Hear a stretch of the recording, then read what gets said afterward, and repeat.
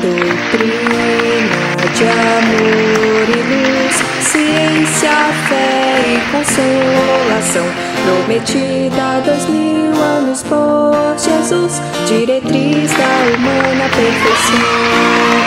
Irmãos, é a doutrina espírita, imensa esperança do porvir.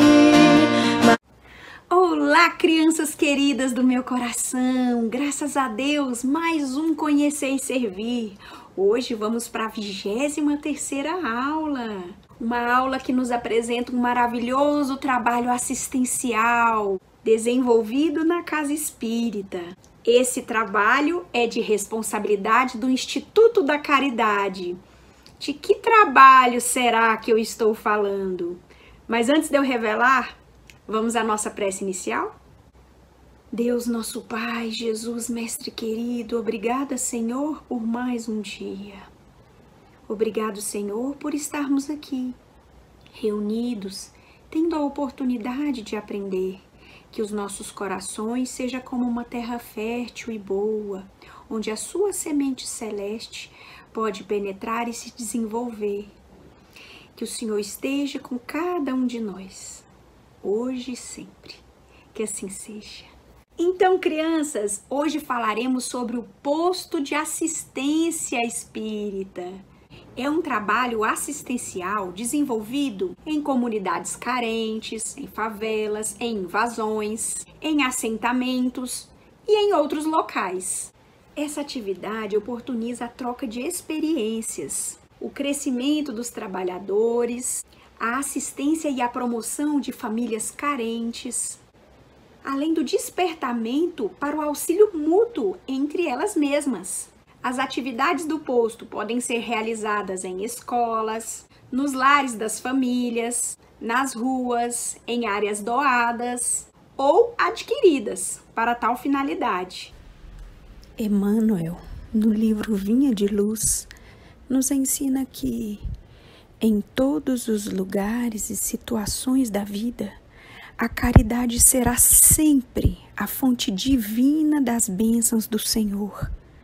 Quem dá o pão ao faminto e a água ao sedento, remédio ao enfermo e luz ao ignorante, está colaborando na edificação do reino divino em qualquer setor da existência ou da fé religiosa a que foi chamado. Crianças, ter a oportunidade de usar a voz de forma fraternal, a ensinar, é tão benéfico quanto ter as mãos no trabalho santo de auxiliar, de amparar, de ajudar. Assistência, medicação, ensinamentos são modalidades santas da caridade generosa que executa o programa do bem. Quantas bênçãos e consolo esse trabalho, posto de assistência, pode levar ao nosso próximo. Vamos ver os objetivos do posto de assistência?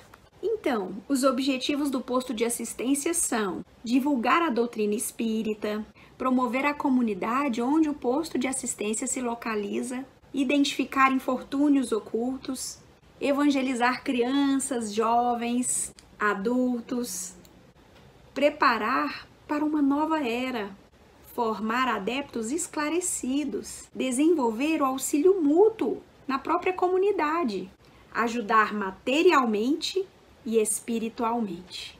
Vocês sabiam que Simão Pedro foi o primeiro a fundar um posto de assistência? Sim! Vamos conhecer então um pouco da vida desse discípulo de Jesus?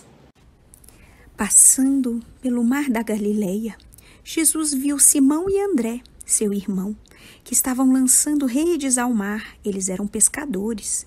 E então Jesus disse: "Vinde após mim, e eu vos farei pescadores de homens." E eles, no mesmo instante, seguiram Jesus. Olhando para ele, Simão, Jesus disse: "Simão, filho de Jonas, tu serás chamado Cefas, que quer dizer Pedro." Foi aí que ele ganhou esse nome. Simão Pedro, filho de Jonas, foi um dos mais destacados apóstolos de Jesus Cristo. Sua vida foi missionária, iniciada às margens do lago de Tiberíades, quando o mestre o convocou para abandonar a carreira de pescador de peixes para transformar-se em pescador de homens. Em encarnações passadas, Pedro foi Abraão e, posteriormente, Salomão. Um dia, Jesus perguntou aos seus discípulos: "O que é que os homens dizem a meu respeito, a respeito do Filho do Homem?" E então eles responderam: "Ah, mestre, uns dizem que o Senhor é João Batista, outros dizem que o Senhor é Elias, outros dizem que o Senhor é Jeremias ou um dos profetas." Jesus então perguntou aos discípulos: "E vocês? Quem vocês dizem que eu sou?" Simão Pedro então respondeu: "O Senhor és o Cristo, o Filho do Deus vivo." Jesus então disse a Pedro: "Bem-aventurado és tu, Simão, filho de Jonas, porque não foram a carne e nem o sangue que te revelaram, mas o meu Pai que está nos céus. E eu te digo que és Pedro, e que sobre esta pedra edificarei a minha igreja, e contra ela não prevalecerão as portas do inferno. Eu dar-te-ei a chave do reino dos céus, e tudo o que ligares na terra será também ligado no céu, e o que você desligar na terra será desligado no céu." Pedro, que havia recebido de Jesus a incumbência de edificar sua igreja na terra, nega Jesus por 3 vezes após o galo cantar, conforme o próprio Jesus havia dito que aconteceria. Esse fato demonstra a fragilidade do ser humano. Pedro reconhece seu erro, se arrepende, chora amargamente. Grande foi o remorso de Pedro, pois nele houve apenas fraqueza e não falta. Ninguém se despoja da covardia e do egoísmo como se tira uma roupa. Pedro, ao deixar a casa do sumo sacerdote, reconheceu seu erro e se dispôs a repará-lo. Jesus, na 3ª vez que apareceu para os apóstolos, após haver ressurgido dentre os mortos, depois de terem jantado, disse a Simão Pedro: "Simão, filho de Jonas, tu me amas?" "Sim, Senhor, sabe que te amo." Jesus disse: "Apacenta o meu rebanho." Perguntando-lhe outra vez: "Simão, filho de Jonas, tu me amas?" Pedro respondeu: "Sim, Senhor, tu sabes que eu te amo." Jesus então disse: "Apacenta minhas ovelhas." Perguntou Jesus então pela 3ª vez: "Simão, filho de Jonas, tu me amas?" Pedro respondeu: "Senhor, tu sabes todas as coisas, sabes que te amo." Jesus disse: "Apacenta as minhas ovelhas. Em verdade te digo, quando eras mais moço, tu te cingias a ti mesmo e ia aonde você queria. Mas, agora que é mais velho, estenderás as mãos, e outro te cingirá e te levará para onde você não quer ir." Ora, ele disse isso para indicar por que morte havia Pedro de glorificar a Deus. E depois de ter assim falado, disse: "Segue-me."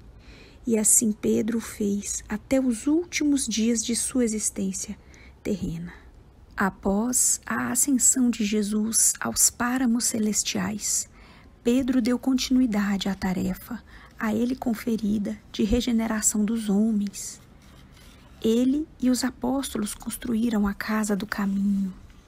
Lá, regurgitava de enfermos e desvalidos sem esperança. Haviam velhos a exibirem úlceras asquerosas, procedentes de Cesareia, loucos que chegavam de regiões mais longínquas, conduzidos por parentes ansiosos de alívio. Crianças paralíticas da Idumeia nos braços de suas mães, todos atraídos pela fama do profeta Nazareno, que ressuscitava os próprios mortos e sabia restituir a tranquilidade aos corações mais infortunados do mundo. Pobres e miseráveis se aglomeravam com um raio de esperança nos olhos. Eram mães atormentadas, doentes, desiludidos, anciães sem esperança, órfãos sofredores, que agora procuravam os apóstolos como a buscar a figura do Mestre Jesus. Pedro, após uma vida de dedicação ao Mestre, tendo sido preso por 3 vezes, libertado pela primeira vez por Gamaliel, a segunda vez por um anjo enviado por Deus, na terceira vez foi encarcerado e crucificado. Não aceitou, entretanto, a crucificação honrosa de seu Mestre Jesus.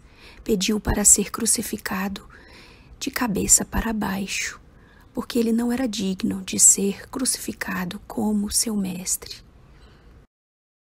E aí, queridos, gostaram de conhecer a história desse grande apóstolo? Agora vamos conhecer quais atividades são desenvolvidas dentro do posto de assistência. A sopa fraterna Bezerra de Menezes. A sopa é uma atividade de grande importância na casa espírita.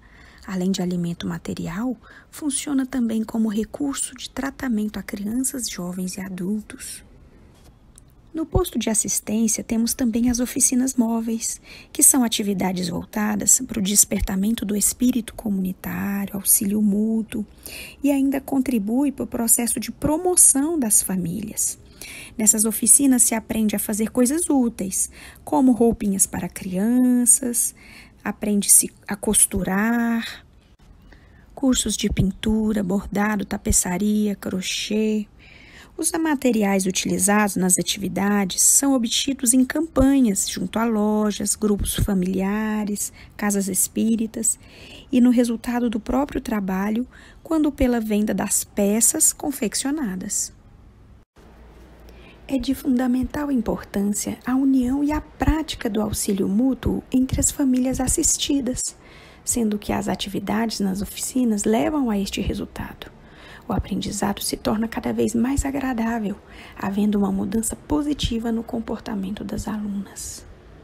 Querida criança, agora que conhecemos o funcionamento do posto de assistência, Jesus nos convida a seguir com Pedro no trabalho de amor e de caridade, auxiliando sempre os nossos irmãos mais necessitados. Vamos à prece final? Deus, nosso Pai, Jesus, Mestre querido, obrigado, Senhor, por esse dia. Obrigado pela oportunidade de aprender. Obrigada pela oportunidade de ouvir as suas mensagens de luz. Que todos nós possamos crescer sempre um pouquinho mais. Esteja conosco, Senhor, com todos nós, hoje e sempre, que assim seja. Beijo, crianças. Fiquem com Deus. Até a próxima.